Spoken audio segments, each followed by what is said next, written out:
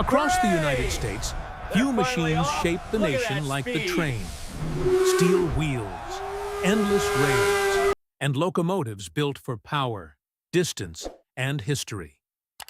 In the era of the Gilded Age, one stunt on the Missouri-Kansas-Texas Railroad would come to define what it meant to push the limits.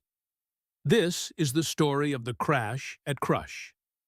On September 15, 1896, the Katy Railroad crashed two locomotives in front of 40,000 spectators in Texas, and the boilers exploded.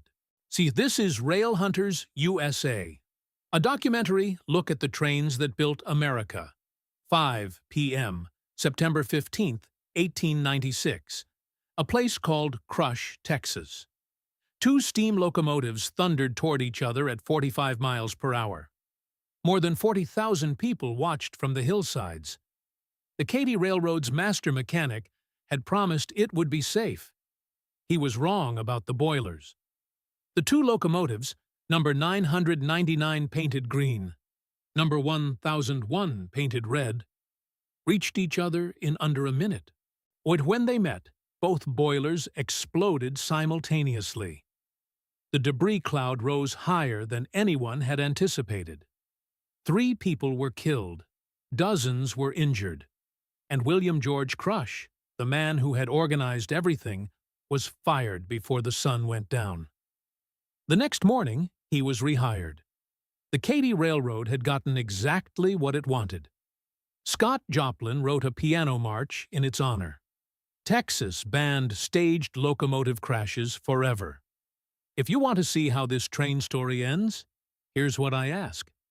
See that subscribe button? It's our exchange. Your way of saying this reached you. Hit subscribe if this resonated, drop a like if it moved you, and tell us in the comments what you know about this train or railway line. It helps us share more stories like this. Back to the locomotive. But to understand how this happened, we have to go back. The Missouri-Kansas-Texas Railroad, the Katy, had been the first railroad to enter Texas from the north. By the mid-1890s, it was a significant regional carrier, and it was also in serious financial trouble after the Panic of 1893. William George Crush, the Katy's general passenger agent, had seen reports from Columbus, Ohio. A staged locomotive collision there had drawn 20,000 spectators. Crush proposed the same formula for the Katy, but bigger. Much bigger. Workers built a 4-mile stretch of track in a natural valley with 3 hills rising on 3 sides. 2 water wells were drilled. A circus tent was borrowed from Ringling Brothers. A wooden jail was built for crowd control. The site was named Crush, Texas. For months before the event, number 999 and number 1001 toured towns along the Katy line. The reduced round-trip fare was $3.50, equivalent to approximately $130 today, from any point in Texas. Crush expected 20,000 people. He got 40,000.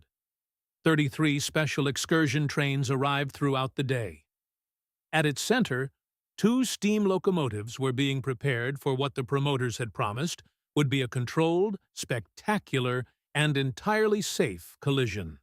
A Katy master mechanic McElvery had told everyone the same thing. The boilers were safe. The engines had been designed to resist rupture. The press was positioned 100 yards from the collision point. The public was positioned at least 180 yards away. At 5 p.m., the signal was given. The engineers opened their throttles. Both crews planned to jump before impact. The crowd watched as the 2 decorated locomotives accelerated toward each other from opposite ends of the valley. Photographer Joe Dean had set up his camera at the 100-yard press line. He captured the final moment before impact. Then the boilers exploded. The collision produced what a Dallas Morning News reporter described as a crash, a sound of timbers rent and torn, and then a shower of splinters. Both boilers detonated simultaneously on impact. Metal fragments were hurled hundreds of yards in every direction. The 180-yard distance was not enough. 3 people died: Bessie Latham, Ernest Darnell, and a child whose name was never formally recorded. Dozens more were injured. Souvenir hunters swarmed the wreckage, burning their hands on the hot shrapnel, while rescue workers were still trying to reach the casualties. Photographer Joe Dean was blinded in his right eye by a flying bolt immediately after the shutter closed.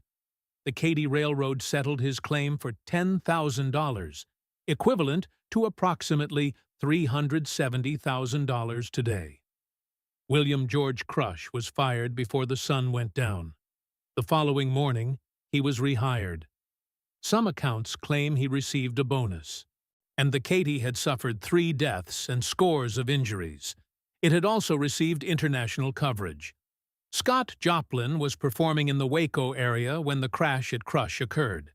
He composed a piano piece in its honor, the Great Crush Collision March, dedicated to the Missouri-Kansas-Texas Railway.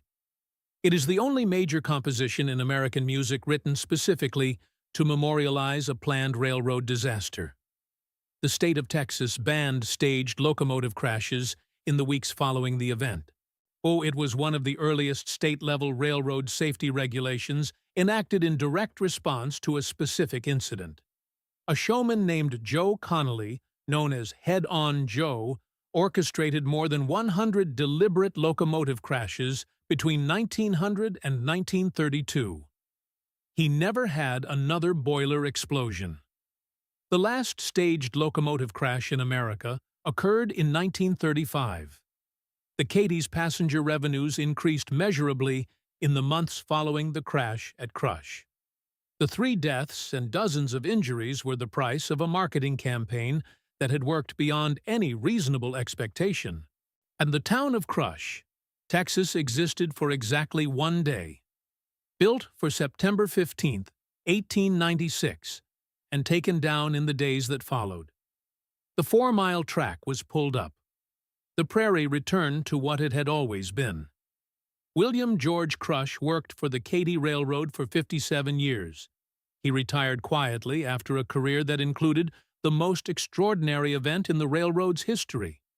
He reportedly found it somewhat embarrassing that a single afternoon in 1896 defined his 6-decade career. The Missouri-Kansas-Texas Railroad operated until 1988, when it was acquired by Union Pacific. Today, Union Pacific freight trains run through McLennan County, Texas, on the former Katy Main Line, 14 miles north of Waco, near the site where 40,000 people once watched 2 trains die. The crash at Crush happened because a railroad needed passengers. An agent had a creative idea, an engineer made an incorrect boiler calculation, and 40,000 people wanted to see something extraordinary.